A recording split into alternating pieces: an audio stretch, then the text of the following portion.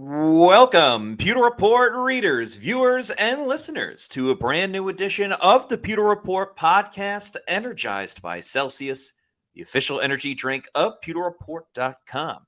It is a Wednesday edition of the show, our second of the week, because the Bucs have their second training camp practice of this week, as well as they get closer to a very intriguing first preseason game that is coming up on Saturday. So we're going to break down kind of what to expect from that preseason game and also get into today's practice, which was a masterclass, a masterpiece by starting quarterback Baker Mayfield. After struggling a little bit on Tuesday, he came back with a vengeance on Wednesday. It did not matter whether it was rain or shine, if they were practicing outdoor on the grass or indoors in that turf, Baker was balling.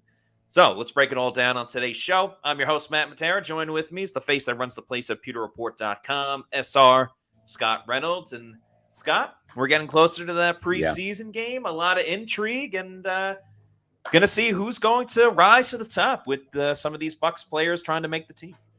Yeah, we were going to set the table for today's show, talking about what we need to expect from the Bucs in preseason, and we're going to do that. But this program has been interrupted by an inferno over at One Buccaneer Place today, and that inferno being one Baker Mayfield, who is absolutely on fire. We're talking like, if you're a Marvel fan, like Human Torch type fire today. Now, I was not at practice today. I'm going to just come clean and say I had some Pewter Report business I had to attend to here at the home office. But Matt Matera, Adam Slavan, Isaiah Delgado, our intern, were out at practice today.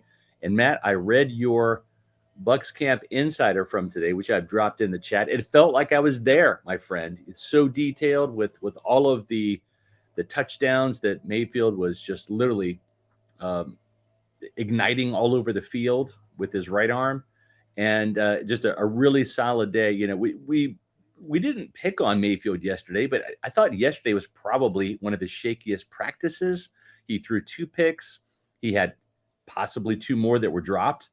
And you love the resiliency when players bounce back from a bad rep or a bad day. We even talked about it on the show yesterday with Marquise Watts getting literally tossed to the ground on one pass rush rep by Tristan Wirfs. No surprise, right? He's the highest paid offensive tackle in the game for a reason. But when you have the next rep, Watts whipping around the corner and beating Tristan Wirfs like a drum cleanly, that's how you bounce back. And so for Mayfield to come back today and just be razor sharp with an absolutely sharp performance was great to see.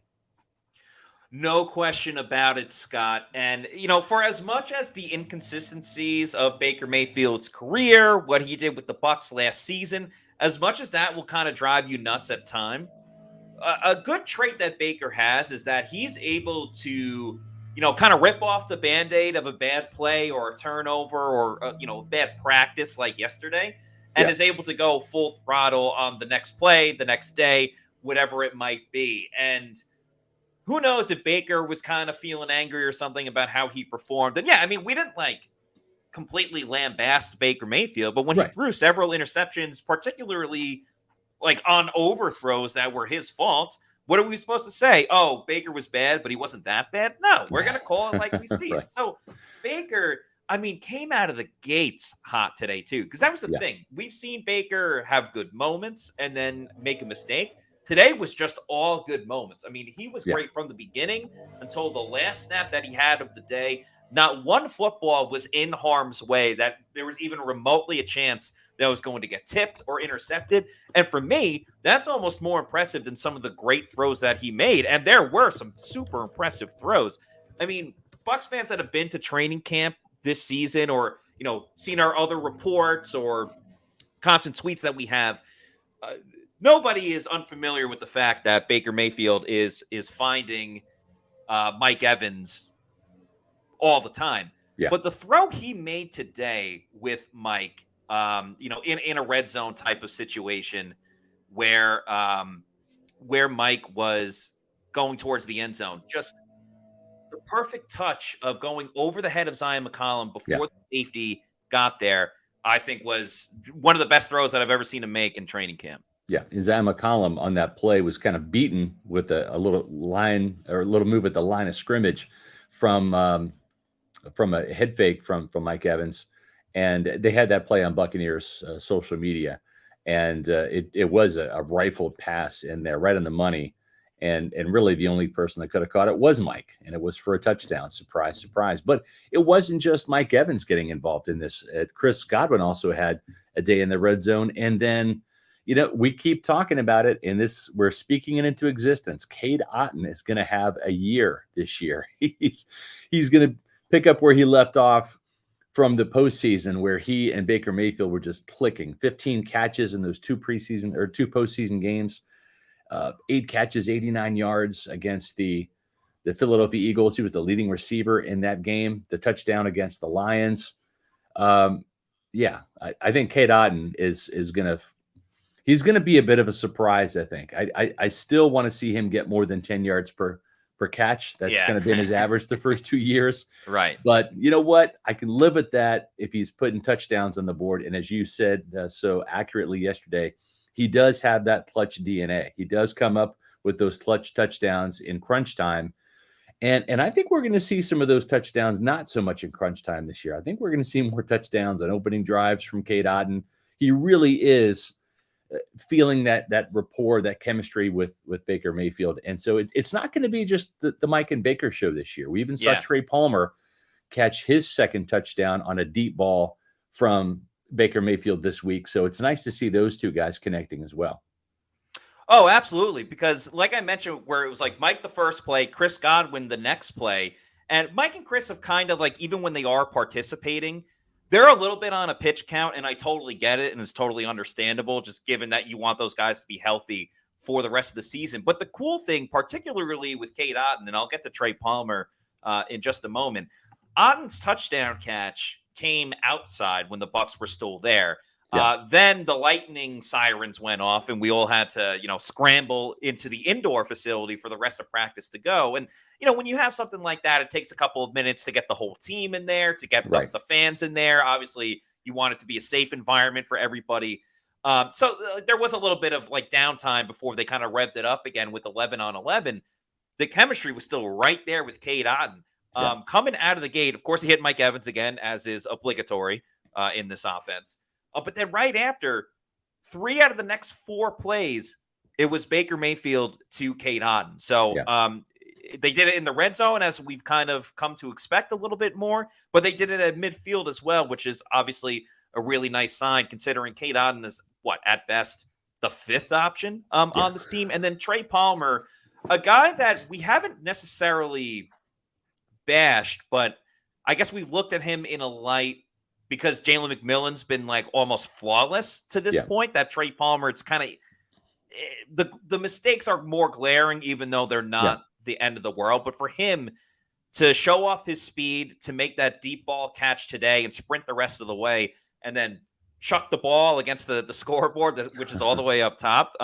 It kind of went with his mantra of "I woke up pissed off this morning," which he always tweets on game day. So I think today was a huge step for Trey Palmer. Particularly because Jalen McMillan was a little quiet today. He's been quiet the past couple of days, nothing to be concerned about by any means. But it was nice to see for Trey Palmer. Always nice to see super chats as well.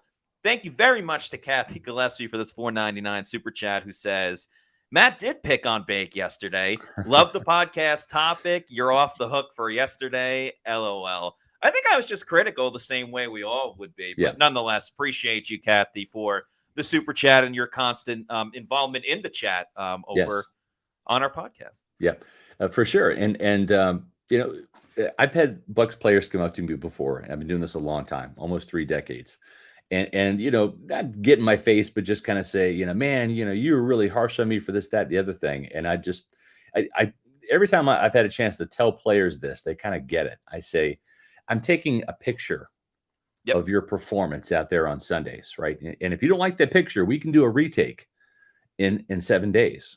So if you don't like your picture, let's take a retake and then we'll take a look at that picture. And that's really all it is. That's all that a season is. It's 17 snapshots of what did you do this past year? What did you do during the season?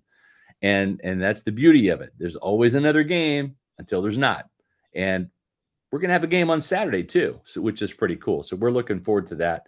We're also looking forward to, I appreciate that, David, for watching us on X. That's right. Yeah. If you don't watch us live on Pewter Report TV, which we love you do, but if you don't, if you want to follow us on a different social media, we're also live on X and Facebook every day as well at 4 o'clock p.m. Eastern time. So you will have the opportunity to watch us live on 3 different social media streams. And if you miss the podcast or part of it, you can always watch the archive versions here on Pewter Report TV. We get a lot to get to today, but first, we're going to end the week on Saturday with a post-game podcast. And if you're new to our post-game podcast, we typically go about an hour after the game. We don't really have a set time. It's going to kind of depend on when Raheem Morris and Baker Mayfield or whoever they bring up to the podium speak.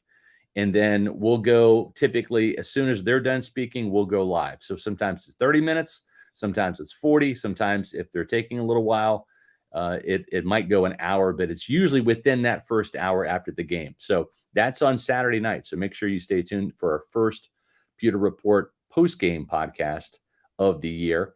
And we're going to end our regular week with another podcast. We talked about this yesterday. Raheem Morris, Falcons head coach and former Bucs head coach, is going to be on the podcast tomorrow at 4 o'clock. So we're going to be talking some NFC South war between the Falcons and Buccaneers, which is going to rev up this year, especially with the fact that the Buccaneers are your 3-time defending NFC South champions, but not in the eyes of the media. They think the Falcons are going to take the crown this year. So we'll talk to Raheem Morris about being the supposed front runner, what he thinks of the Buccaneers, his take on Todd Bowles as one defensive mind to another, what he has to say about Todd Bowles. I'm sure there's going to be a lot of love and respect there from Raheem to Todd. And then also talking about the late, great Monty Kiffin, who passed away just a few weeks ago, and what that meant to Raheem. So Raheem Morris, 4 o'clock tomorrow. We'll even dive into his tenure a little bit with the Buccaneers, kind of talk about some things that went right and some things that went wrong for Raheem Morris's first stint as a head coach. And of course, now he is the Falcons head coach. So it's the second time around for Raheem Morris. And we're excited to have him on at the Pewter Report podcast tomorrow here on Pewter Report TV. Also, some other housekeeping work to kind of get to. We appreciate a couple of new members that we've had join us. Yeah. We teased this yesterday, and we want to let you all know that we appreciate the super chats. It's awesome. But if you're looking for another way to show your support for Pewter Report, you can become a channel member. This is something new that we're doing, and it's a great way for you guys to support our efforts here. I'm not going to go through all of this stuff, but you can check out the link in the description of each podcast. We've got a link. You can check out the page that has all of our perks and what you can get with different levels, loyalty badges, custom emojis, early access to videos, etc. We've got a couple of new members, Joel Elrican and Henry Gigante. Both of them have become Pewter Premier members, and we appreciate them for being the first 2 to join. I haven't checked it lately, but those were the first 2 to join. So it's great. We've got some really cool custom emojis that you guys can use, and not just the live stream chats that we do here on the Pewter Report podcast, but also in your article comments and also on the Pewter Game Day show. So it's going to be a great way for you to use some of those cool custom emojis to enhance your experience for that. And we're also going to be kicking off our exclusive Pewter Report chats, where we have myself or Matt or Josh or Bailey or Sly or whoever's doing the chat. It'll be an opportunity to have some exclusive Q&A opportunities with us. So we have some great content for you guys coming up as well. Yeah, looking forward to all this extra stuff for those that sign up. And, we want to make it as fun and interactive as possible. So, again, we'll always take suggestions. Yep. Jeff the Champ on this topic saying, where do you sign up? I believe there's a join button. There's a join button right there. I'm also dropping in a link in the chat as well. You can click on that. It shows all the different levels. You can also cancel any time, too. So we know that the economy is not doing great with the stock market and inflation and all that. So this is not a lifetime commitment type of situation. So you're able to turn on and off your memberships as you see fit. So we all have budgets to adhere to and all of that, but we do appreciate your support and we appreciate the super chats too. We have a couple of those to get to, man. Yes, we do. Thank you to Jordy Peterson for the $4.99 super chat that says, "Dang, Matt, back-to-back podcasts. Must have been a couple of Celsius today. Let's go Bucks." Jordy is referring to, and thank you again for the super chat. I just did the Cannon Fire podcast with Rhett and Evan. Shout out to those guys. I think it went live, but then you can go and watch it as well. So if you want to see more of me, check out the show hosted by Rhett and Evan on the Cannon Fire podcast. Great conversation. Just kind of previewed training camp, what we've seen so far, and looked a little bit ahead to that. But yeah, thank you very much. I mean, I did a lot of the game day stream, so talking for several hours, I'm a little used to it at this point, for sure. And I was just on with Scott and Casey on the Buccaneers show, their training camp report yesterday too. So it's cool to do these different cross platforms. You'll see Matt and I on the JP Peterson show as well. Yeah. We also do loose cannons. It's fun to be on different people's podcasts and then have them on in kind as well. Yeah, it's like if you're a wrestling fan, you got a tag team match, and then two guys in different storylines come together, and they're a team.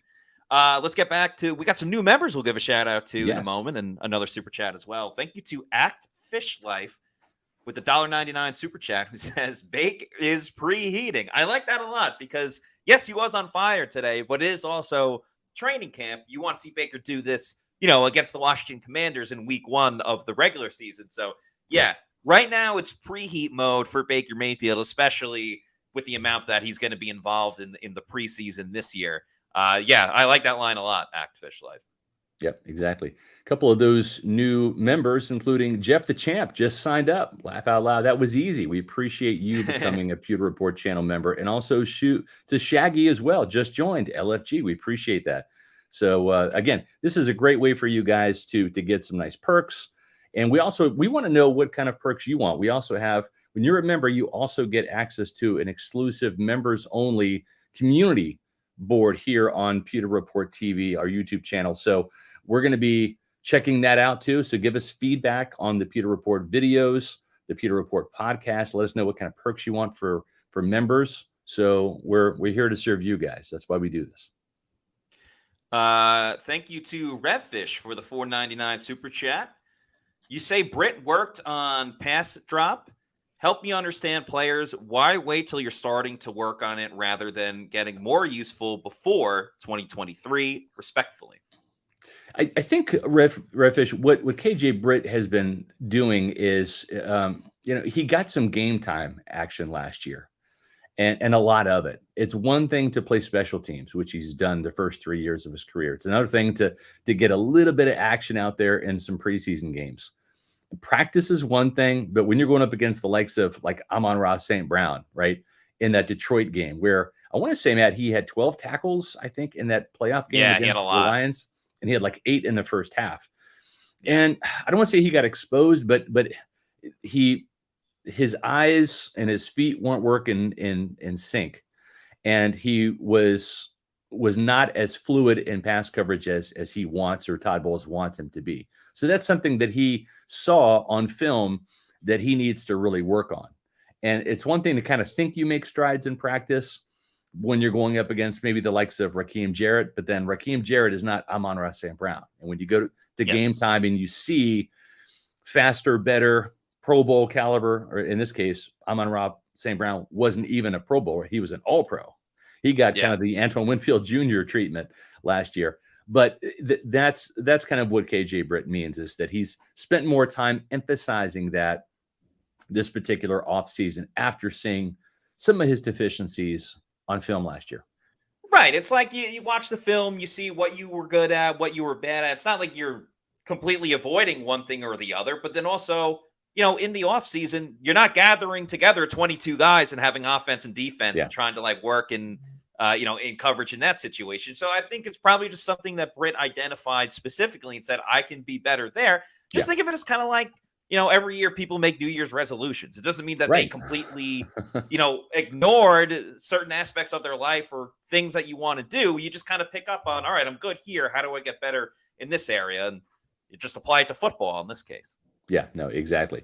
Very, very well said. The other thing too is like Yaya Diaby, a friend of the program, has been on a couple times in Yes. the Pewter Report podcast, and what he's talked about too after watching himself on film is he had the strength, he had the power, and he was working on his moves. But remember, Matt, during the OTAs and the mini camps, he said he wasn't even really working on new moves. He was working on his body, becoming more Yes. flexible, more agile, so he could bend a little bit more and be a little bit more fluid as a pass rusher. So it wasn't like he needed a bunch of different pass rush moves. Those moves worked last year, and they're going to work again this year. But what needs to work for Yaya Diaby better is being able to bend and being a little bit more reactive and more fluid. So I think that's something that he's worked on a lot, and it certainly showed the first week of training camp when Yeah. he was giving Tristan Wirfs, Luke Gedeke fits. I mean, Luke Gedeke. I asked him about Yaya Diaby's inside move after the first couple of days of camp, because that's something you and I were marveling at, Matt. It was just Yaya Diaby beating Luke Yeah. Gedeke like a drum inside on a couple of those plays. I asked Luke about it. He just rolled his eyes like, yeah, I know. But you know what? That he's giving Luke Gedeke really good work too, because after the first couple of days of practice, we've seen some guys try to go inside on Luke Gedeke, and he's gotten better at shutting that door down. It's been fun to see, Gedeke enters the league and he gets to play against Shaq Barrett, once he moved to tackle and go up against some top guys. And now Gedeke's kind of returning that favor a little bit with helping out Chris Braswell and, Yeah, Marquise Watson, Jose Ramirez, some of these younger guys. By the way, thank you to Realtor David Zussman, just yes, became a YouTube member with appreciate it. us as Thank you. well. But yeah, Gedeke, I think is continuously improving at Yeah, right tackle, he which really is is. awesome, amazing to see, just given the strides that he took last year. And I know we always say iron sharpens iron, but man, I mean, it really does feel like this offensive line is taking a step forward while obviously having to bring Graham Barton along and Yeah, whatever comes about the left guard situation. Well, we saw some fun matchups today at practice. Vita Vea went up against Graham yeah. Barton, and Vea The last two annihilated Barton the days, first time. that's been a really good matchup. You posted some Yes. videos to our Peter Report X account, so make sure you check out that post. Yeah. But that's really been fun because, again, reminds me, we talked about it yesterday a little bit. Ali Marpet versus Vita Vea from back in the day. All right. Those are some great matchups because you had, a juggernaut, right, in Vita Vea versus a really strong, tough technician, a guy that's Yeah. going to beat you with strength, but also with technique. And that's kind of where Barton is right now. The missing component to that is just the experience that Marpet had in his prime. And he's going to come. It's going to come with more experience, with more playing time. But Vita Vea's got some experience. Destroyed him on one play with the swim move. And, that's going to happen from time to time Yeah. from a rookie offensive lineman. They went up again later, and Vea was pushing him back a decent amount, but it was nicer to see Barton improve from the rep beforehand. We also saw Kalijah Canty go up against Ben Bredesen, which I thought Yeah. was very interesting. Bredesen fared a lot better than I necessarily thought he would. Mm-hmm. Chris Braswell went up against Tristan Wirfs, and spoiler alert, Tristan Wirfs pretty much stifled Chris Braswell, but then Braswell later on, so that was obviously was on the right side with Tristan Wirfs being the left tackle. Later on, he went up against, I believe, Brandon Walton on the left side. So they're cross training, as Todd Bowles likes to talk about a lot. Yeah. And had a great rep against Brandon Walton. So again, just shows, you may get beat down by Tristan Wirfs a little bit, but now you're going up against a second string guy, and Braswell looked great on that rep. So you're getting a little bit of good, a little bit of bad, and a lot of in between, which I think is fine for pretty much everyone that we mentioned in terms of the younger guys, the rookies, in this case with Barton on one side and Braswell on the other side. These guys are learning along the way, and that's kind of really what you want to see at training camp right now. No, you're exactly right. And we also had some other news that we broke on pewterreport.com today. And It has to do with one of our partners. You've heard us talk about the Tampa Bay Bucs Cruise, right? And there are one of our advertising partners. You've seen us promote them, and we'll be promoting them here in just a few minutes.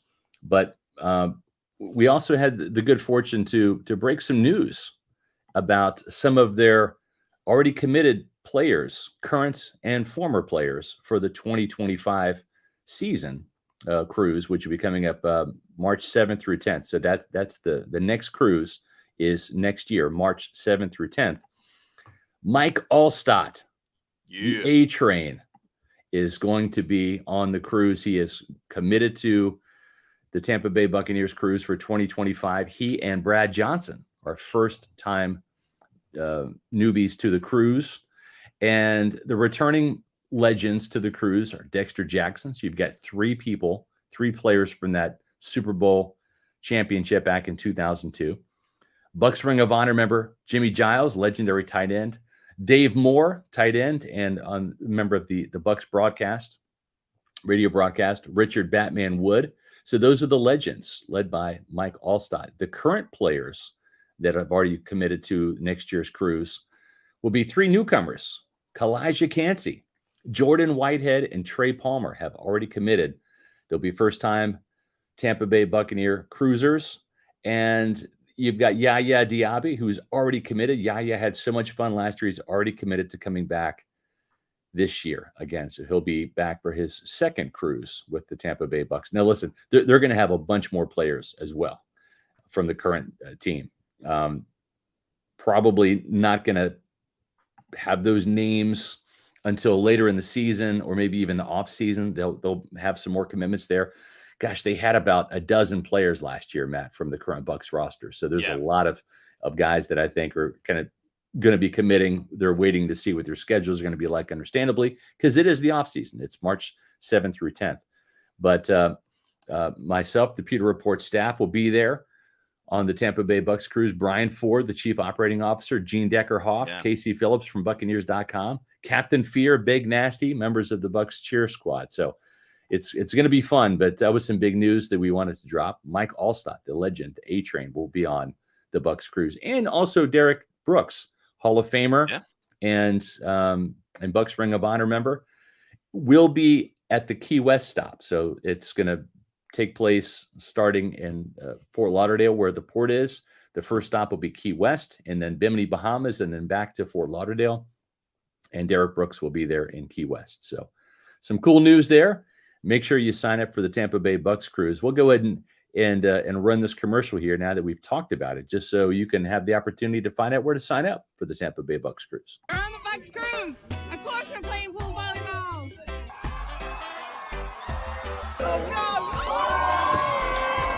Hey, we on the Bucs Cruise, of course. Anytime I say Tampa, they will say Bay.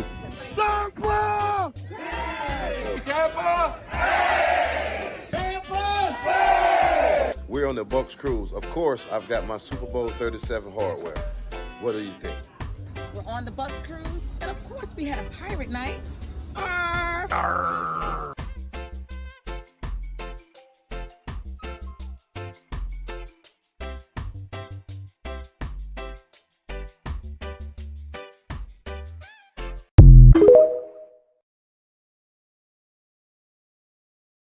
That's right. The Tampa Bay Bucs cruise, March 7th through 10th, 2025. You can sign up at tampabaybucscruise.com. You can reserve your cabin, and you can actually get that refunded through August 16th. So time is running out for that particular window. But the great thing is you can get the opportunity to reserve your cabin. It just takes $200 to reserve it. And why not? It's going to be a fun opportunity for you to meet Buccaneer players, legends, as well as current players. And the great thing is the drink packages, they include alcohol. So if you want to party on the boat, you certainly can. It also includes Wi-Fi, and tips are all included in your purchase price. So make sure you go to tampabaybucscruise.com to sign up, or you can call 1-800-975-7112. By the way, we have another new member to our special subscribers and everything like that. Thank you to Kyle Dugan, who I'm going to call Dukes. Thank you. Kyle, for joining as a new member for Pewter Report. So appreciate that. And Christopher Cole here says over 200 viewers and just 50 likes. Hit that like button, Pewter people. Yeah, you guys have been doing a great job with the likes, with our comments. I love going back and reading the comments and interacting with you guys, not just on the show, but after the show too. So it's been fun. When you do those two things, it helps our Pewter Report algorithm and with our YouTube, and it gets our Pewter Report TV channel inching closer to 15,000. We're 120 subscribers away from hitting 15,000. So our goal is to do it by the end of the preseason game. So by that post-game podcast, we'd love to have 15,000 subscribers. So if you have not subscribed to Pewter Report TV, please do so. So that's going to be a fun time. Saturday night, I'm looking forward to watching the Buccaneers go into Cincinnati and take on the Bengals. You're going to see some starters play. You're not going to have a lot of starters play, though, from what I understand. You have 90 players. Some starters have to play. You're probably going to see a couple guys on the offensive line. You're going to see the rookies play an awful lot, especially the draft class. They want to get those guys some live game action. But I would be shocked if Baker Mayfield plays. I'd be shocked if me too. White plays. Tristan Wirfs probably not going to play. I'm trying to wrap my brain from like how the preseason went last year. And some starters did play. No Chris. Right. No Mike, no Chris. Yeah. I'd be very surprised if Rashad White played. Like last year, Luke Gedeke played, but let's remember, Gedeke was just moving to right tackle. Correct. So it made a lot more sense. Like Cody Mauch, I would be surprised if he didn't play because it's his second year. Like how much has he, grown playing at right guard? So I think we'll end up seeing a guy like Cody Mauch. Yeah, I agree. Like obviously Whitehead's not, Winfield, no chance, but maybe Zion McCollum, maybe not. Yeah. I don't know. Yeah. Also, too, want to we have a ton of news to get to today, folks. Liam Mitchell from Bucs Vault is also joining the Pewter Report staff. You probably have seen a couple of his highlight videos from yesteryear. He does this cool thing called Bucs Countdown, where he's counting down the days to the start of the football season, and he has every Buccaneer game archived, and he puts together these highlight videos. We're 32 days away from the start of the Bucs season, Matt. How do I know that? Because today's highlight videos are James Wilder, Eric Rhett, and Michael Pittman, all wore number 32, all running backs for the Buccaneers. So you can check out a lot of his cool videos. They're going to be posted on our X account, as well as here on Pewter Report TV under the Bucs Vault section. So we're excited to have Liam Mitchell. We love Liams, whether it's Liam Cohen, Liam Neeson, Liam action Neeson, star, you're a big or fan. Liam Mitchell. So very cool. I wonder what he's going to do for 31 days away. Anyway, that'll be fun. Yeah. Thanks to Bucks Basement for this $2 super chat, who says, any chance the Bucks can look into Matthew Judon, who is not too happy with his contract with the New England Patriots at the moment? The Bucs already spent a lot of money on contracts, this offseason. And obviously, as we know, Mike Greenberg, Jackie Davidson, they know how to maneuver the salary cap and kind of move things apart to kind of make this work. But at the same time, you have Yaya Diaby on a rookie contract. You're hoping Chris Braswell works out as a second round pick. JTS is in certainly a prove-it year for himself, who's probably not going to be on the Bucs next season, but at least is motivated. I think you got to let it play out at outside linebacker this year. Like, find out what's up with Braswell after his rookie season. Find out if Marquise Watts can be an every down guy. Yeah. This might be a situation where, like, next year the Bucs might be more inclined to give more money to a pass rusher, especially where next year's offseason, really the big question is, Chris Godwin, what they do there. I think, Gedeke as well. So, it's just something to think about. I think you're right. And at the same time, too, they want to see what they have from these guys in the preseason. At today's show, we're talking about not just Baker Mayfield, this hot day today, I should say, but also what they're going to be doing in the preseason and what to look for. You're going to be seeing a lot of Jose Ramirez and a lot of Marquise Watts and a lot of Chris Braswell. Those are the three young players they really want to take a look-see at in these preseason games. And I think those three players are going to be playing a lot on Saturday night against the Bengals. And this team has to see what they have before looking at whether they need to go out and get more or get, a different, person to come in and if they don't feel like Jose or Marquise is going to be making the roster this year. And honestly, I think both guys have really improved this week, especially. We've seen some flash plays from both Marquise Watts and Jose Ramirez. I think they're starting to kind of hit their stride a little bit. We'll see how it plays out on Saturday. And like you said, Braswell too, he's flashing. He's starting to kind of get it. And it's going to be, I think with Chris Braswell, kind of a similar rookie season with Yaya Diaby. Remember, Yaya Diaby did not get his first sack until week 8 at Buffalo when he chased Josh Allen out of bounds. So he finished with 7.5, but that was pretty much all the second half of the season. So Chris Braswell would not be surprised if he starts off a little slow. We'll see. I mean, he could surprise me, but I think he's on that kind of same trajectory. And hey, Matt, if Chris Braswell winds up with 7.5 sacks in his rookie season, no one's going to be complaining. You actually just talked about what I was thinking is, hypothetically, if Chris Braswell has a rookie season akin to what Yaya Diaby did as a rookie, well, then you're looking at to next season being like, you got Yaya as the head honcho at outside linebacker, and a promising Chris Braswell on the other side.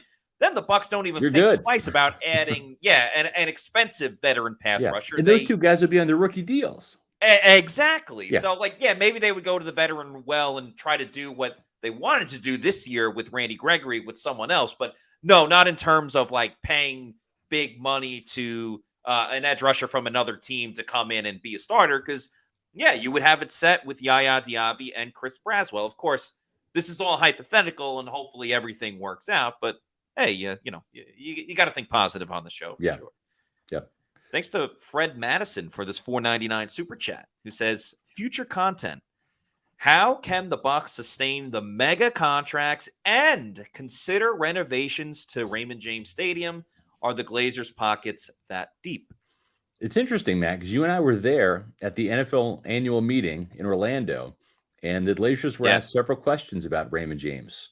And it certainly doesn't sound like they're going to be getting a new stadium anytime soon. They're looking to do some renovations, but I think they're kind of done with some renovations. It didn't sound like there was anything on the horizon. I don't think the Glazers want to dip into their pockets right now and make any significant upgrades to Raymond James Stadium. A couple of years ago, if you remember, they completely redid the jumbotron big scoreboard. Yeah, and they've made some little subtle adjustments here and there. We'll see how this team does. Remember, in 2021, after the Bucs won the Super Bowl, I want to say it was the 2021 season, they had what they called the crow's nest, where they actually installed in the south end zone, which is typically just kind of like a walkabout area, some temporary bleachers for a couple extra thousand season tickets. And I shouldn't say season tickets for that season, but not like where you got to do the long-term thing, because they were gone the next year. So it was like a kind of a 1 year, surge of momentum as the Buccaneers had won the Super Bowl. So that they increased the size of the stadium, then they retracted a little bit. And we'll see how season tickets sales are going, and we'll see how individual ticket sales are going as well. I think they want to get to some sellout capacity before they think about doing any type of big time renovations to Raymond James Stadium.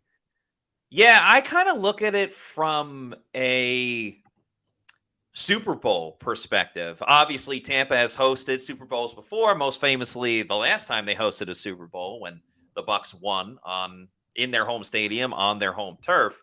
And I think Raymond James Stadium is in such an interesting spot because they did make those renovations a couple years ago. And Raymond James Stadium, it's not freshly new, but it's not insanely old compared to other stadiums across the league.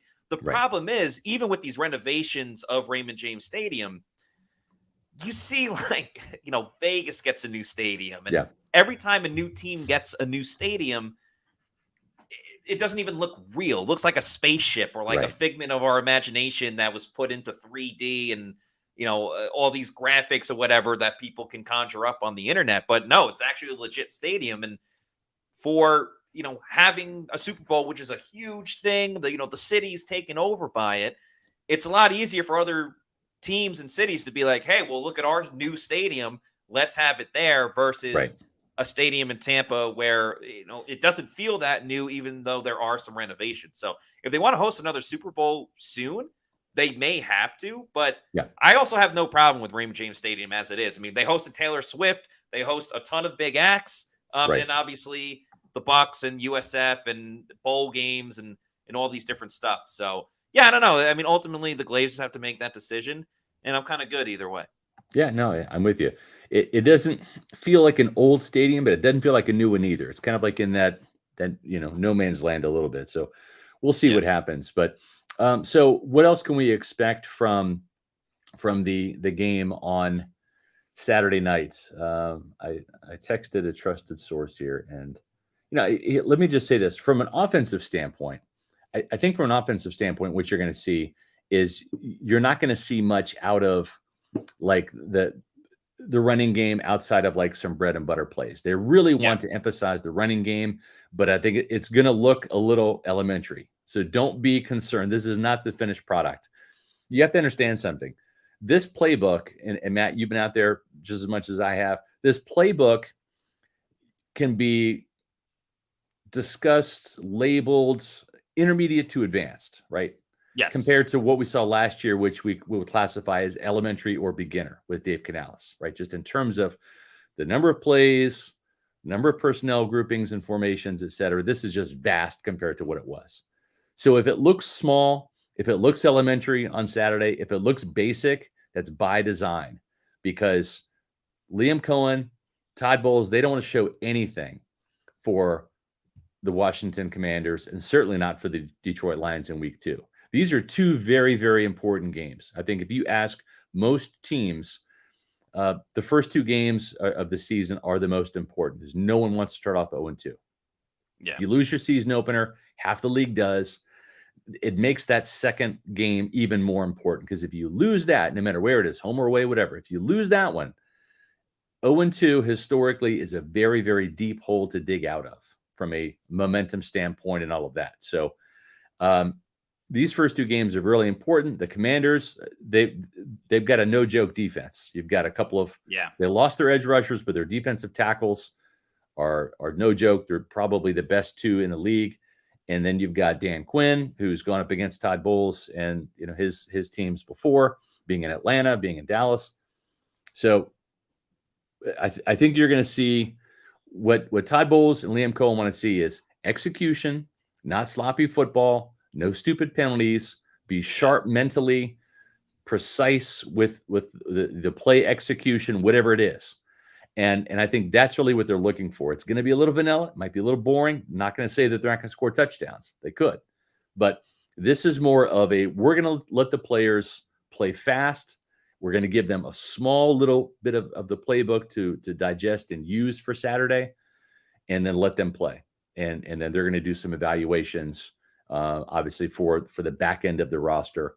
And it's going to be on special teams, too. We're going to see what the Buccaneers and Thomas McGahee have to say about this new kick return and kickoff rule, how the Bucs will defend it, and, of course, how they're going to return it. By the way, thank you to Redfish for officially Redfish. becoming Awesome. a YouTube member of Pewter Report's newest membership. So thank you very much to that. I think the kickoff is probably going to be the biggest thing we can grasp at and kind of understand more, whether it's, someone that's a clear-cut favorite to win that return job, who's looked good covering kicks in that special teams aspect of it. And again, with really a majority of the guys, especially on offense, like not going to be playing, I don't think there's room to complain about an offense not working when there's no Baker or Mike Evans or whatever the case may be. At least the good thing about preseason is there is kind of like that unspoken agreement. Like, the Bucs are going to be running a vanilla offense. Well, the defense they're going against is going to be a rather vanilla defense too. Yeah. It's not like the Bengals are going to be putting all these crazy blitzes in. They will blitz at some point, I would think. But as soon as you put something on tape, that's fair game for all the other teams in the league to see. So you don't want to, see a trick play or some type of special thing that the Bucs may run during the season. And there's been a few that we've seen in training camp. There's something that comes to mind for me. I'm not going to say it on the show, but a play that the Bucs have ran that I would be shocked if they did it in the preseason because there'd be no reason to give that away. But yeah, I think it's a good time to see the rookies, how some of the, how Graham Barton looks against a defensive tackle. I also saw though from Greg Allman, he tweeted before, it looks like Joe Burrow is going to play a little bit in this preseason game on Saturday. Granted, Joe Burrow got injured last season and hasn't played in a while. I'd be surprised if he really threw the ball more than 3 or 4 times. Maybe, a quick step back and throwing it. Right. But, man, I mean, can you imagine being one of these young DBs that we talked about during training camp so far, and you get an interception off of Joe Burrow on Saturday? Or maybe see Joe Burrow get sacked. One player that's not going to do any sacking, unfortunately, on Saturday is Yaya Diaby. There you go, EC. You wanted me to do the Yaya Diaby? I did it. Here to please. So I'll tell you one thing. But we did see Yaya Diaby today, though. He was walking around. That makes me happy as well. Yeah, the only difference from Yaya today, still no cast or anything on the ankle. Yeah. Yesterday he went bucket hat. Today he went with a flat brim type of look. So that was really the only difference with Yaya Diaby. I will reiterate, I think it's good to see him out and about, chatting with fans, obviously being around his outside linebacker teammates and the rest of the teammates on the Buccaneers. He's as in good of spirits as really anybody in this situation can be. That's going to miss all the preseason. It just shows how much he loves and cares about the Bucs and how much he loves football. And it made me happy to see Yaya Diaby out there and just kind of enjoying life and enjoying watching a Bucs practice almost as much as I enjoy having a Celsius energy drink, the official energy drink of PewterReport.com. I had a Cosmic Vibe this morning, and there's so many great flavors of Celsius, including those 5 flavors like the Galaxy, Cosmic, and Astro Vibe. So if you need to know where to find a Celsius energy drink, go to the Celsius store locator on their website, punch in your address, and it'll tell you the closest place where you could pick one up. Could be a Walmart, a Piggly Wiggly, a Walbaum's, a Stop and Shop, a Publix, or your bodega. Bodega. Yeah, we saw some bodegas in the chats as well. Love that. Yeah, see you from Jeff the Champ. Once you keep going to your bodega and you want more and you want to buy it in bulk, you can buy it in bulk. Go over to Amazon, click on that, subscribe and save, and have it sent to your place of residence whenever you want. You're in charge. You're the captain. Just make sure you're drinking Celsius energy drinks, the official energy drink of PewterReport.com. And Jackie says he just had his first cherry cola Celsius today. I have not had one yet, but I've heard it's good. Yeah, neither have I. Yeah, I'm looking forward to that.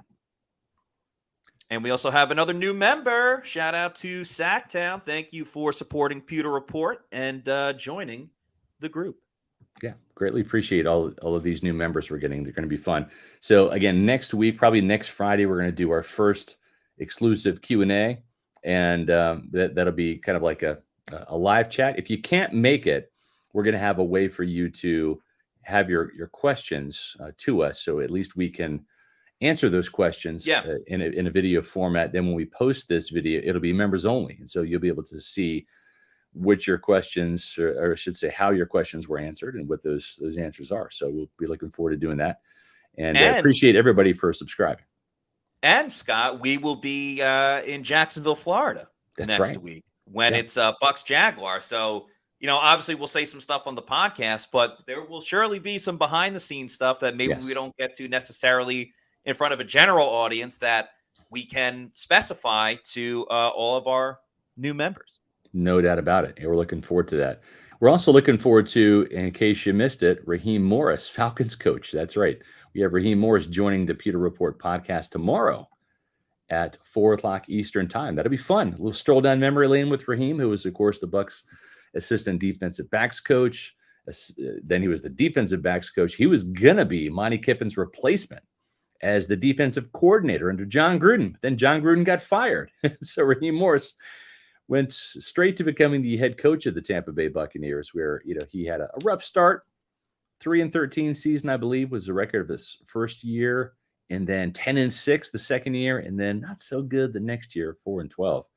And of course, that led to his firing. But Raheem has bounced around the league, getting tons of experience from Washington to the Falcons to the LA Rams, and then back to the Falcons as the head coach. So now he's going to be doing battle against Todd Bowles and the Buccaneers twice a year in the NFC South with a new quarterback, Kirk Cousins. We'll get a little bit of scoop, see how Kirk Cousins and Michael Penix, the Tampa native from Dade City, Florida, how those two quarterbacks have been doing, and get his thoughts on when the Buccaneers and Falcons play each other, which kind of caught Matt and I off guard a little bit to see when the schedule came out. Both of these games playing early in the season. The Buccaneers and Falcons play in week 5, and that's on Thursday night in Atlanta, and then still the rematch is in the first half of the season, and that's going to be in week 8. Both games are in the month of October, which I think is absolutely crazy. I think it benefits the Bucs a ton, considering the Falcons, at least on the offensive side with the new quarterback. It's going to take a while. If it took a while for Tom Brady, and it certainly did with Baker Mayfield, I think it will with Kirk Cousins as well. So that's a big time advantage for the Bucs to be playing that early in the season, and like we already said, twice in the same month. So the Bucs can really put a little bit of a wedge in that the NFC South race by getting the tiebreaker, by beating the Atlanta Falcons twice while they still try to figure things out. So I agree. Yeah. I think Bucs fans should be happy with it. I wouldn't if I were the Falcons. Yeah. I mean, from a purist football, like entertainment standpoint, you'd love to see the NFC South maybe come down to one of those later games between the Falcons and Bucs, like the Buccaneers had this year in the season finale, which is against New Orleans this year, and then Carolina the week before that. So they always have a couple of games in the NFC South right at the end, but no Falcons. But like you said, Matt, maybe they get that early lead and don't look back, so we'll see.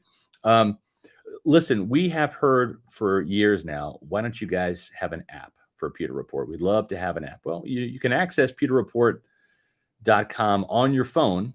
And so there is a way you can access all of our content there. And you can also find all of our podcasts here on Pewter Report TV on YouTube. But there's also an app out there that we're partnering with. And you might have heard of this. It's called Autograph. That's right. Tom Brady helped co-found it. We love Tom. What is Autograph?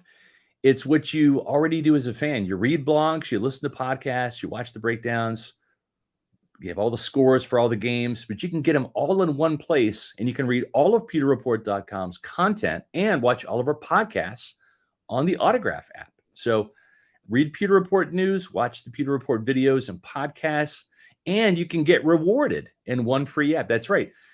Autograph is fandom rewarded. You can actually earn points every time you watch a video on the Autograph app, a Pewter Report podcast, and you get little coins every time that you read our stories as well. And you can accumulate those rewards and use them to purchase tickets or merchandise. So it's great. Make sure that you use the promo code Pewter to sign up, and we'll have a link in the description where you can do that. But you can also go to the App Store and just download Autograph. But when you sign it, make sure you use Pewter. It gives us some credit for helping us turn you onto Autograph. And it's a great way to check out not just Pewter Report's content, but you can get Pewter Report, or you can get Buccaneer content from other sources as well. And so I'm a Kansas State fan. So when I downloaded Autograph, I not just get all my Tampa Bay Buccaneers news from the Autograph app, but I pick my Kansas State Wildcats, and I have all of the Wildcat news on there as well. So it's for college football, NBA, NFL, Major League Baseball. So it's a great resource to use, and it also has all of the scores on there too. So it's a great app. Make sure you download Autograph, sign up using the promo code Pewter, and again, it's a great place to watch and read all of our content in one app on the go. Yeah, for sure. Please check it out.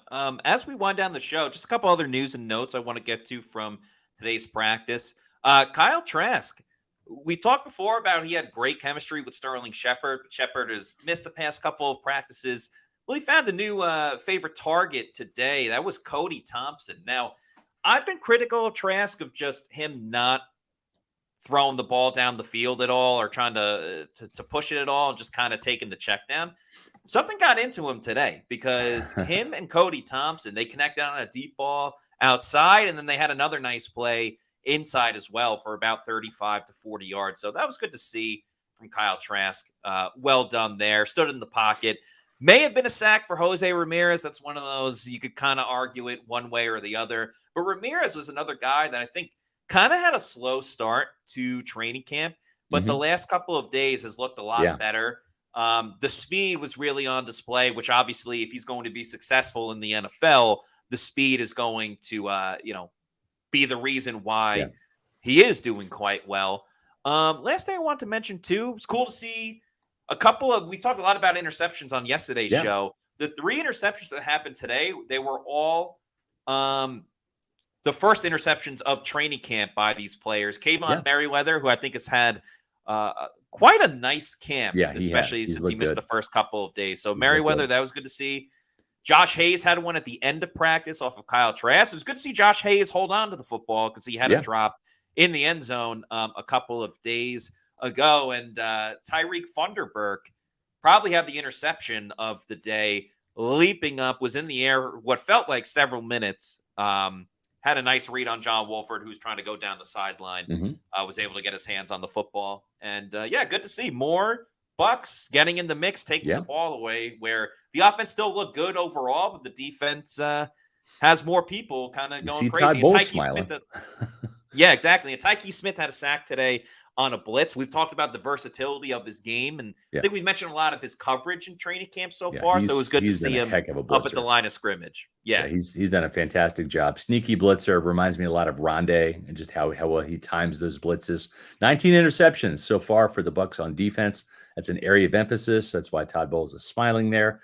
And John Wolford now tied with Baker Mayfield after today's interception. Kyle Trask threw 2. So he has 5. Again, these are nothing to be alarmed about. I agree.